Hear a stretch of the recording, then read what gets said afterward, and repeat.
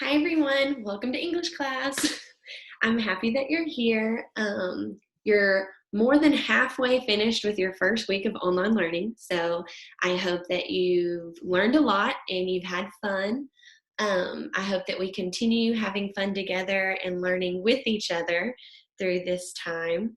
Remember our classroom rules of being kind to all neighbors? Well, that includes yourself. So during this time when we're meeting together with our computers and learning together online and experiencing all of this new stuff, I think it's important to remember that you should be kind to yourself right now too, and your families and your brothers and sisters and everyone else. So be kind to all neighbors. That includes more than just your best friend. So all neighbors, including yourself. So before we start the lesson today, I would like for y'all to sit down, and we're gonna find a quiet place and get into a comfortable seated position. We're gonna place our hands on our knees with our palms facing up towards the sky. And we're gonna notice and relax our body.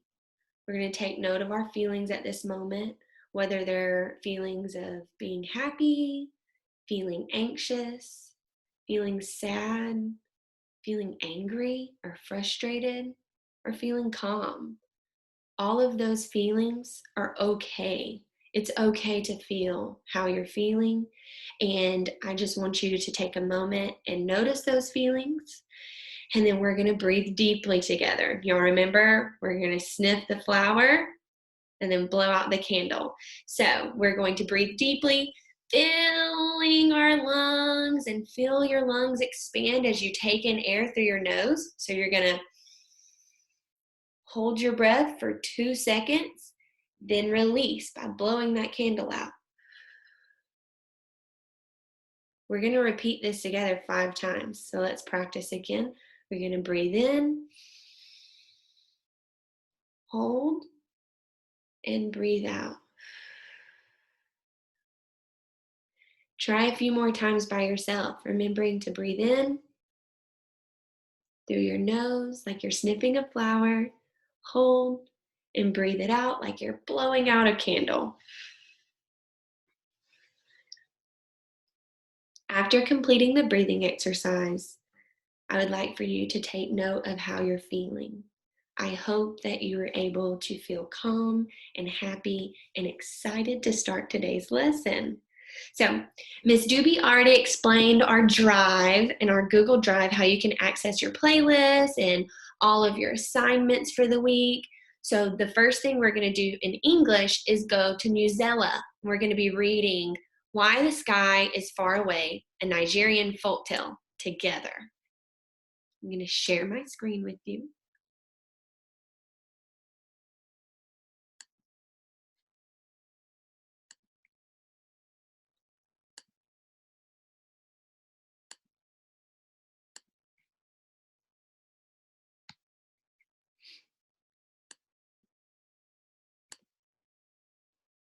So, Why the Sky is Far Away, a Nigerian Folktale. In the picture, you can see there's an illustration by Barbara Paxson. When the great King Oba wanted to give a party, his servants would cut out pieces of the sky and shape them into wonderful forms, animals, diamonds, leaves, or flowers. You can see all the beautiful colors. Let's go ahead and begin. And feel free to mute me and read it yourself if you would like to read by yourself independently or follow along. In the beginning, the sky was close to the earth, and the people didn't have to work for their food. All they had to do was cut away a piece of sky to eat. It tasted delicious, like meat or corn or honey or anything else they felt like eating. Since they did not have to hunt for their food, all they did was weave and carve and tell stories all day. When the great King Obo wanted to give a party, his servants would cut out pieces of the sky and shape them into wonderful forms, animals, diamonds, leaves, or flowers. But as time went on, the people forgot to appreciate the sky. They took their food for granted, and they became wasteful. They cut far more sky than they needed and threw what they didn't use onto the garbage heap. The sky became angry because of the waste and the people's ingratitude for his gift. One day, the sky grew very dark. The people were frightened. Have you ever been frightened before? I have. I wonder what they're going to do. Oba, a voice boomed above the king's palace. Wasteful one, king of wasteful, ungrateful people. If you continue to waste food, you will have no more of the sky to cut. Oba was terrified. He sent messengers all over his kingdom. Take only what you need, they warned. The sky is angry because of your greed. Stop wasting the sky, or there will be trouble. For a while, the people were very careful. They cut only what they needed from the sky. They ate all they took. Nothing was thrown on the garbage heap. Nothing was wasted. Once every year, there was a great festival in Oba's kingdom in celebration of his greatness. All the people looked forward to wearing their best clothes, dancing all day and night, and feasting on wonderful foods. Oba's servants prepared magnificent food. They pulled pieces of sky down and shaped them into flowers and animals in every imaginable form. They colored them and cooked them and placed them on huge platters so that the food looked tempting and inviting. The people came in gorgeous robes.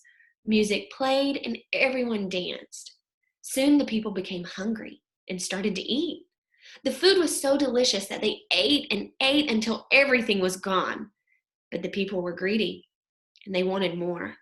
Even though they were no longer hungry, they pulled down great quantities of the sky and gobbled them up.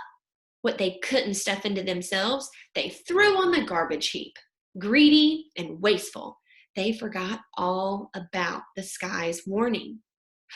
Suddenly, while the festival was still going on, the sky grew ominously dark. Thunder rumbled and roared, and fearsome knives of lightning sliced through the sky. People of the earth, the sky boomed, you are wasteful and greedy.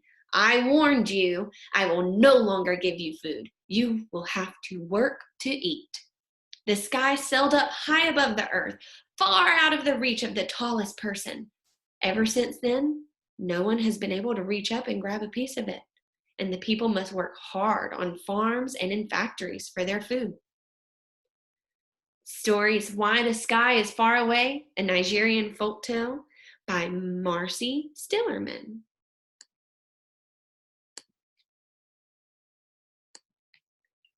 So, after reading that, I would just like for you to think to yourself or talk with a parent or sibling or friend and ask, how is this text different from the social studies text on Africa? Remember reading The Knock earlier this week with Miss Doobie? So how is this text different? What makes this a folktale? And what was one fun detail for the story? So, what was one fun detail that you learned from the story?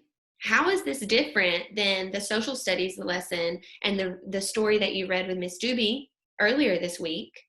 And then what makes this a folktale? If you can go into your must-do playlist and click on the activity, I would love to hear back from y'all. I miss you. I'm so proud of you. I love you, and I'll see you later.